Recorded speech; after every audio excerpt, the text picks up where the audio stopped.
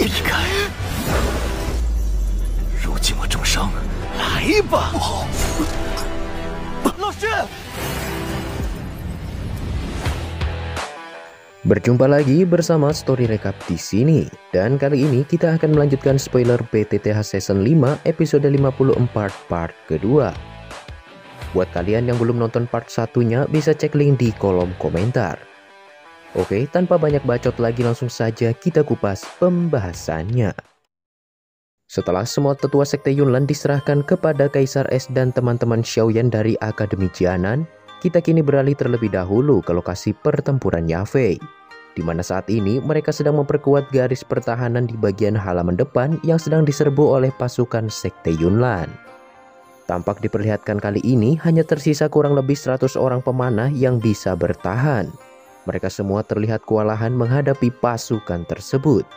Tetapi semua itu tidak lagi menjadi ancaman bagi klan Miter setelah Xiaoyan tiba dengan kecepatan penuh untuk membantu mereka semua. Setelah kedatangannya, Xiaoyan tersenyum ke arah Yafei sembari mengatakan bahwa kakak Yafei, kau terlihat semakin cantik sejak terakhir kali kita bertemu 3 tahun yang lalu. Kedatangan Xiaoyan tentu saja membuat Yafei merasa sangat senang. Dia kini bisa merasa lega dan mengatakan, dasar anak nakal yang mengerikan. Ternyata kau masih bertekad untuk kembali. Di sisi lain, Xiaoyan juga tak lupa mengucapkan rasa terima kasihnya kepada Yafei karena telah bekerja keras untuk melindungi klan Xiao miliknya selama 3 tahun ini. Pada saat yang bersamaan, Xiaoding yang tidak lain adalah kakak pertama Xiaoyan juga keluar dengan kursi rodanya. Dan akhirnya kedua saudara itu pun bertemu kembali. Dengan rasa senang dan penuh sukacita, Xiaoding pun mengatakan bahwa kau benar-benar anak yang baik dan tidak mengecewakan kakakmu ini. Kau memang pantas menjadi kebanggaan klan Xiao kita. Tetapi pertemuan itu juga membuat Xiaoyan sedih dikarenakan melihat keadaan saudaranya yang lumpuh dan tak bisa berjalan.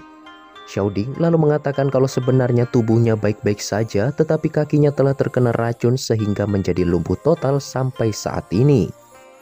Xiaoyan lalu mengatakan kepada kakak pertama bahwa mulai saat ini kau tak perlu lagi menderita. Xiaoyan juga mengatakan kepada Yafei untuk menyerahkan segala urusan yang berada di luar kepadanya. Dikarenakan kali ini kedatangannya memang untuk membantai seluruh anggota sekte Yunlan. Nah, untuk mengantisipasi bertambahnya korban, Xiaoyan lantas memerintahkan seluruh klan Miter yang berada di medan tempur agar segera mundur. Setelah mengatakan itu, Xiaoyan kemudian mengeluarkan api surgawi di tangannya dan membakar semua pasukan sekte Yunlan menjadi abu. Meskipun beberapa dari mereka berusaha melarikan diri dari tempat tersebut secepat mungkin, tetapi api surgawi yang dimiliki Xiaoyan kali ini mampu menyerang dari jantung yang membuat semua organ dalam mereka terasa sangat sakit.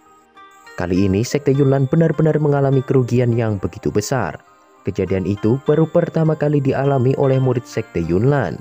Mereka semua dipenuhi rasa bingung melihat kekuatan aneh yang tiba-tiba menyerang tubuh mereka dari dalam. Peristiwa itu membuat Yafei terkejut dan terdiam melihat hal mengerikan yang terjadi di depan matanya itu. Dia juga menyadari kalau semua itu terjadi karena dendam Xiaoyan yang tak bisa lagi dipendam. Dan kini sekte Yunnan harus membayarnya dengan penyesalan. Setelah itu juga diperlihatkan bala bantuan dari pasukan keluarga kerajaan yang akhirnya tiba di sana. Strategi dari panglima perang memang tidaklah buruk. Saat klan Miter diserang habis-habisan oleh sekte Yunlan, mereka tidak mengirim pasukan sedikit pun. Tetapi setelah kedatangan Xiaoyan, justru mereka langsung bertindak dengan cepat. Xiaoding lantas tertawa kecil dan mengatakan bahwa mereka secara alami mencoba menjilat posisi dari adik ketigaku. Mungkin semua itu mereka lakukan untuk menjaga hubungan antara keluarga kerajaan dengan klan Miter. Setelah kedatangan Yaoya di sana, dia pun merasa keputusannya kali ini tidaklah salah setelah melihat kekuatan Xiaoyan yang mampu meratakan pasukan sekte Yunlan dengan begitu mudah. Tak heran kakeknya Jialao selalu teguh akan pendiriannya yang mengatakan kalau di masa depan Xiaoyan akan memiliki kekuatan mutlak untuk berhadapan dengan Yunsan. Yaoya kemudian bertanya kepada Xiaoyan, aku harus memanggilmu apa? Tuan Yanxiao ataukah Tuan Xiaoyan? Nah, sebenarnya mereka berdua sudah berkenalan satu sama lain sebelumnya, dan itu ada di season 4 kemarin. Buat pecinta BTTH pasti nggak bakal lupa kalau karakter ini sudah lama muncul. Oke, kita beralih dulu ke medan tempur, di mana keadaan kini berubah drastis dan beberapa ahli dari Sekte Yunlan telah dirugikan, karena kini mereka sudah kalah jumlah dan juga kalah power tentunya. Seluruh tetua tingkat doang yang kini bertarung dengan teman-teman Xiaoyan pun dihempaskan berkali-kali jatuh ke tanah, dan tidak ada yang tahu apakah mereka masih hidup ataupun sudah mati. Setelah itu, Xiaoyan menghembuskan nafas panjang sembari menatap ke arah puncak gunung yang terletak jauh di luar ibu kota. Dengan cepat, aura ganas meledak dari tubuhnya terhempas jauh menutupi langit kekaisaran. Begitu aura dari sosok pemuda berbaju hitam itu meletus hebat, sosok Yunsan yang sedang berkultivasi serta Yunzi yang masih berada di aula rahasia Sekte Yunlan tiba-tiba membuka mata mereka lebar-lebar, hingga dipenuhi rasa keterkejutan serta rasa ketidakpercayaan. Yunsan lantas mengatakan, aura ini bagaimana mungkin? Ekspresi Yunsan seketika berubah dan merasa tak percaya. Dia tiba-tiba berdiri dari tempat kultivasinya dan berkata, bagaimana mungkin, bagaimana bisa bocah itu masih hidup? Dijelaskan, aula utama Sekte Yunlan benar-benar menjadi kacau. Semua suara bercampur aduk dengan kepanikan setelah merasakan Xiaoyan telah kembali ke Kekaisaran Jiama dengan membawa kekuatan tempur yang begitu besar tepatnya di ibu kota. Dengan cepat, Yunsan pergi ke aula utama dan bertanya apa yang terjadi. Apakah ada kabar dari pasukan Yundu dan yang lainnya? Salah seorang tetua dengan wajah pucat lalu mengatakan, lapor ketua pemimpin sekte, tablet spiritual yang ditempatkan Yundu dan juga 3 tetua lainnya tiba-tiba meledak beberapa saat yang lalu. Sepertinya mereka telah menerima luka yang begitu serius. Mendengar hal itu, beberapa tetua merasa tak percaya dengan apa yang terjadi. Di antara mereka ada 2 elit Do Huang dan 7 orang peringkat doang. Seharusnya tidak ada orang yang mampu menghadapi mereka kecuali Sekte Yunlan sendiri. Jangan bilang kalau 3 klan besar di Kekaisaran telah bekerja sama. Jika mereka benar-benar berani untuk memprovokasi kami, maka aku akan melapor kepada ketua sekte agar memberikan perintah untuk membasmi 7 klan besar serta keluarga kerajaan yang berada di Jiama. Namun tatapan Yunsan terlihat suram mendengar para tetua yang sibuk menyalahkan satu sama lain. Dia langsung saja menghantam meja dengan begitu keras sembari mengatakan bahwa kerjasama antara ketiga klan besar memang bukanlah omong kosong. Tetapi seorang bajingan dari klan Xiao itu telah kembali. Mendengar hal itu, mereka lantas bertanya-tanya. Jangan bilang kalau itu adalah Xiaoyan. Setelah menyebutkan nama itu, tentu mereka tidak akan lupa sosok pemuda yang belum berusia 20 tahun saat itu mendaki ke Gunung Awan Kabut seorang diri dan mengandalkan kekuatannya sendiri untuk bersaing dengan semua tetua yang ada di Sekte Yunlan. Padahal levelnya pada saat itu belum mencapai doang. Tetapi bukankah pemuda itu sudah mati? Yunsan lantas mengatakan, siapa yang telah memberitahumu bahwa bocah itu telah mati?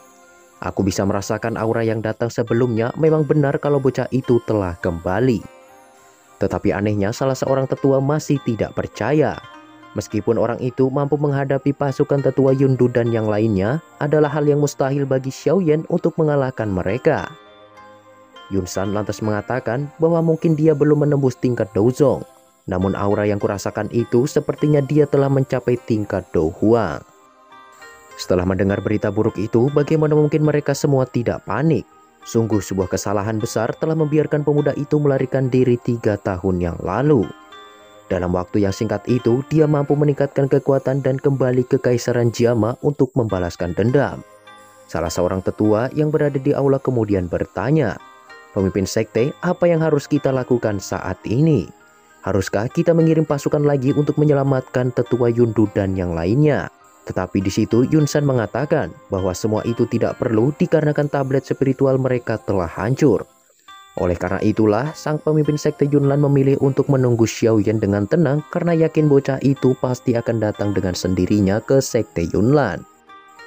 Sebelum itu, Yunsan kembali menegaskan kepada mereka semua bahwa beritahu semua orang yang berada di sekte untuk memasuki status siaga tingkat tinggi mulai dari sekarang, serta bunuh siapapun yang mencoba masuk ke area Gunung Awan Kabut.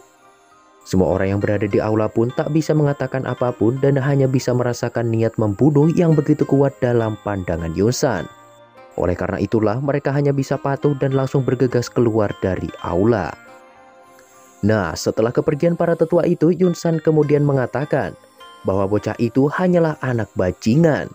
Meskipun saat ini dia memiliki kekuatan setingkat Do Huang, tetapi aku adalah seorang Daozong sejati yang merupakan salah satu leluhur dari Sekte Yunlan. Aku masih bisa membunuhnya dengan mudah. Begitu aku menangkapnya, aku akan membiarkan dia merasakan perasaan yang jauh lebih buruk dibandingkan dengan kematian. Tepat setelah mengatakan hal itu, sosok utusan dari Aula Jiwa kembali muncul dan bertemu dengan Yunsan. Dia berkata bahwa sebenarnya aku tidak peduli akan dendam yang terjadi antara kalian berdua. Tetapi dengan kedatangan Xiaoyan, kami tidak perlu repot-repot lagi untuk mencarinya ke wilayah sudut hitam. Menurut informasi yang kami terima, Xiaoyan itu sedang menampung jiwa Yalau di dalam tubuhnya. Serahkan masalah Yalau kepadaku, sedangkan kau hanya perlu menangkap Xiaoyan. Yunsan lalu berkata, tenanglah, aku akan melumpuhkan bajingan kecil itu sebelum menyerahkannya kepadamu. Mendengarkan perkataan Yunsan yang dipenuhi kesombongan itu, utusan Aula Jiwa kemudian berkata kepada Yunsan, semoga saja, tetapi aku akan memperingatkanmu agar kau sebaiknya tidak meremehkan lawanmu. Setelah mengatakan itu, sosok utusan Aula Jiwa itu pun kemudian menghilang. Sin lalu berpindah ke lokasi pertempuran. Di sana diperlihatkan tetua Yundu dan juga Yunsa yang dipenuhi luka kini terhempas jauh ke ibu kota. Kondisi mereka semua terlihat layaknya seorang mayat dan diperlihatkan mereka semua benar-benar terluka berat dan berada di ambang kematian. Benar saja sudah sangat sulit bagi mereka untuk bersaing dengan Kaisar Es. Ditambah lagi setelah Xiaoyan membantu Yafei, dia juga kembali untuk membantu Kaisar Es. Tak butuh waktu lama, Xiaoyan berhasil mengalahkan 4 tetua Do Huang dan 2 Do Huang. Setelah itu diperlihatkan Xiaoyan kemudian melayang di udara di atas langit kekaisaran, membuat semua orang yang berada di sana menyadari kalau pemuda yang diusir dari kekaisaran 3 tahun lalu bukan lagi seorang bocah biasa. Kini tidak seorang pun dari mereka yang bisa menghalanginya. Setelah aura tetua Yundu dan juga Yunsa menghilang, maka seketika hal itu pun menyebar ke lokasi perang lainnya. Dengan ini bisa disimpulkan bahwa kekuatan Xiaoyan telah mencapai eksistensi terkuat di antara 3 klan besar. Xiaoyan lantas mengucapkan terima kasih kepada Kaisar Es karena telah membantunya selama 3 tahun ini. Terlepas dari mengatakan itu, Xiaoyan lalu mengeluarkan pil obat dari cincin penyimpanannya dan mengatakan kepada Kaisar Es bahwa ini adalah hadiah kecil yang telah kujanjikan padamu saat itu. Pil obat ini akan membantumu untuk memulihkan kekuatanmu sampai ke puncaknya. Maafkan aku karena telah berhutang pil ini sampai memakan waktu yang begitu lama.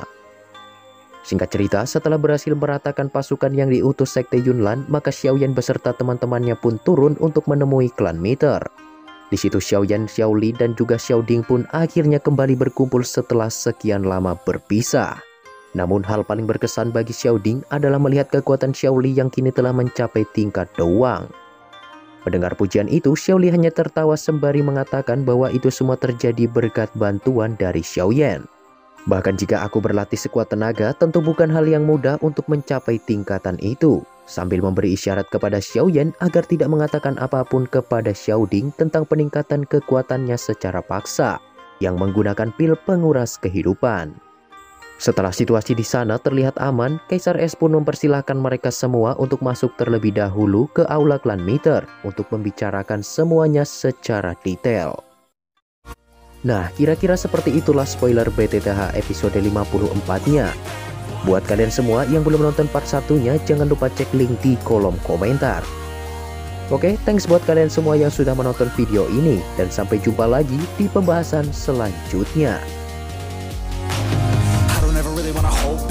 I got dreams, wanna go fast. Know this energy's here to last. Not a glass half full, overflow that. Gotta keep your eyes up on the prize. Only got one life, so it's worth a try. To find what makes you feel alive, that's the only way to live it right.